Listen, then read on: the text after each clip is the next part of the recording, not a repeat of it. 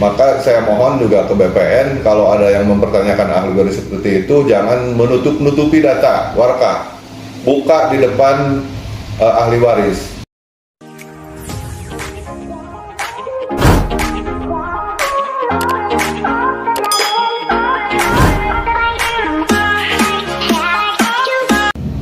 Assalamualaikum warahmatullahi wabarakatuh. Pada kesempatan ini saya ingin membahas tentang persoalan pertanahan, di mana ada contoh kasus, ada ahli waris yang mempertanyakan tanah warisannya tetapi sudah dikuasai oleh orang lain. Perlu diketahui saudara-saudara bahwa untuk penyelesaian tanah waris, ya, pertama harus memastikan dulu ke desa punya bukti apa. Kalau belum punya sertifikat, ya, artinya kita harus mencari tahu dulu ke desa, ya. Kantor desa mempertanyakan surat-surat tentang tanah yang berkaitan dengan harta waris. Pertama, cari letter C di desa, ya, atas nama siapa itu tanah itu yang awalnya, apakah orang tua, ya, ibu atau bapak atau kakek nenek, ya. Kalau sudah didapatkan letter C di desa, coba minta dibuatkan surat keterangan tanah atau asal usul tanah di desa, ya, yang ditandatangani oleh kepala desa. Setelah data objeknya sudah jelas di desa, ya, baru bikin tentang keterangan waris, ya. Dia harus ada kaitannya dengan tanah yang itu atas nama siapa di letter C. Nanti di surat keterangan waris harus nyambung dari atas nama letter C itu sampai ke ahli warisnya yang sekarang akan melakukan gugatan atau sedang memperjuangkan tanah waris itu. Nah, nanti dibuatkanlah surat keterangan waris, kalau bisa sampai ada penetapan pengadilan tentang ahli waris ini. Ya, kita kalau muslim, ya, agama Islam diurusnya di pengadilan agama. Kalau non muslim bisa diurus di pengadilan negeri. Selanjutnya, kalau kita sudah punya data, baik data objek, ya, terkait tanah asal usul tanah maupun data subjek ahli waris, ya, sampai dimulai dari pewaris yang meninggalkan tanah tersebut sampai ahli waris yang sekarang akan mengurus pertanahan itu. Kalau lebih dari satu orang ahli warisnya, itu tidak harus rame-rame mengurusnya, cukup satu orang saja menguasakan, bikin surat kuasa insidentil kepada salah satu ahli waris, maka bisa mengurusnya. Nah, selanjutnya kita harus pahami dulu dan teliti atau pertanyakan apakah dasar orang tersebut menguasai tanah warisan itu. Ya, kalau ternyata dia tidak punya apa-apa, dia hanya menguasai berdasarkan karena pernah disuruh oleh kakek nenek, ya, ahli waris yang dulu masih ada, suruh menempati untuk mengurus tanah atau pekarangan atau kebun, ya, atau mengurus rumah, berbagai macam alasan, nggak bisa aja. Nah, tetapi dia tidak mau keluar pada saat dibutuhkan oleh ahli warisnya, maka para ahli waris ini bisa bermusyawarah dengan orang tersebut. Bila perlu diberi kompensasi atau bagaimana lah, ada kesepakatan. Kalau dia bersikukuh, kalau itu merasa dia memilikinya, ya, artinya dia merasa memiliki, menguasai atau menempati tanah tanpa hak, ya, ahli waris bisa datang langsung ke polisi membuat laporan, ya, karena itu bisa dijerat dengan hukum pidana, ya, menguasai tanpa hak. Nah, kalau ternyata orang tersebut memiliki sertifikat, ya. Ya, contoh kasus kemarin saya kedatangan masyarakat, ya, tanah warisannya sudah dikuasai oleh orang lain.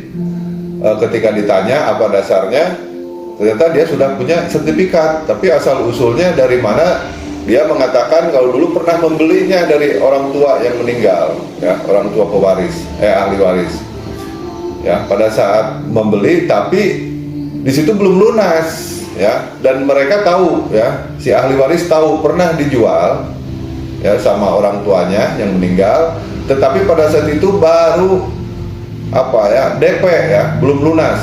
Nah, ketika ada kesempatan PTSL ya, program BPN, program pemerintah yang ada di BPN dengan program PTSL, dia mendaftarkan sertifikat ya, dan akhirnya terbitlah sertifikat. Dan inilah ini satu kelemahan, saya mengkritisi BPN dalam program PTSL. Ini kelemahan PTSL ini, tanpa ada bukti pengalihan hak, apakah itu AJB ya atau hak apapun ya, tanpa ada pengalihan di notaris, itu bisa disertifikatkan ya. Sementara keterangan-keterangan, surat-surat keterangan tanah di desa itu tidak dilakukan seperti prosedur pendaftaran tanah, tidak dilakukan seperti halnya diatur dalam peraturan pendaftaran pertanahan. Nah, ketika mereka sudah menunjukkan sertifikat ya, saudara ahli waris ini bisa mengurusnya ke BPN untuk mempertanyakan kenapa tanah ini sudah disertifikatkan atas nama orang, padahal mereka menempati itu belum lunas ya. Belum lunas sampai saat ahli waris yang mau menagih, dia tidak bayar karena dianggap sudah selesai, sertifikat sudah ada ya, padahal hutangnya masih ada. Nah, ini bisa, karena ya itulah kelemahan PTSL itu, harusnya ada ahli waris yang nanda tangan dalam surat AJB ya, karena dia tidak ada itikat baik ya, sehingga dia mendaftarkan, ada kesempatan pendaftaran sertifikat melalui program PTSL, sehingga terbitlah sertifikat ya melalui PTSL. Nah, saran saya, ahli waris ini datang ke BPN ya, menyampaikan ini surat keterangan ahli waris, ini surat keterangan dari desa ya, tentang asal usul tanah. Nah, dan itu belum terjadi jual beli, baru DP dalam bentuk kwitansi ya, itu bisa difasilitasi oleh BPN. Kalau emang itu belum clear jual belinya, BPN bisa membatalkan sertifikat itu sesuai dengan kewenangannya, dianggap ini warkahnya tidak lengkap ya, tidak sesuai dengan prosedural yang seharusnya. Maka saya mohon juga ke BPN, kalau ada yang mempertanyakan ahli waris seperti itu, jangan menutup-nutupi data warkah, buka di depan ahli waris, biar terang benderang kelihatan kalau ada warkahnya seperti apa, akta jual belinya kalau ada diperlihatkan, siapa yang menandatangani, siapa yang menjual, siapa yang membeli, itu harus jelas ya. Kalau ternyata warkahnya tidak ada, ya BPN harus membatalkan itu tanpa harus BPN mengarahkan ke pengadilan. Nah, kadang-kadang BPN sering kali ya saya menemukan atau mempertanyakan perusahaan-perusahaan pertanahan seperti ini, BPN selalu mengarahkan silakan gugat di pengadilan. Kasihanlah masyarakat, tanahnya cuman seupil segitu, harus berurusan ke pengadilan. Ketika proses persidangan yang cukup lama dengan biaya yang cukup mahal bagi mereka, kasihan. Nah, ketika menang pun habislah biaya, lebih baik beli tanah lagi kalaupun ada. Tapi kalau uangnya nggak ada sehingga dia tidak bisa menggugat di pengadilan, akhirnya dia menyerah. Kasihan, hak-haknya tidak didapat. Inilah saya mohon juga kepada BPN untuk bisa menyelesaikan di tingkat BPN dengan cara mediasi. Jangan dilempar-lempar ke pengadilan. Ya, karena BPN punya kewenangan untuk melakukan penelitian ulang proses warkah, proses penyertifikatan. Kalau ternyata dia salah, tidak berhak, kembalikan tanah itu kepada yang berhak ya. Saya mohon kepada BPN untuk bisa memfasilitasi itu, menyelesaikan perkara atau persoalan pertanahan ini ya, selama itu bisa ditangani oleh BPN gitu. Itulah tips saya untuk sementara ini. Saya ucapkan terima kasih atas perhatiannya. Apabila ini bermanfaat bagi saudara-saudara, silakan di-share ya kepada siapapun dengan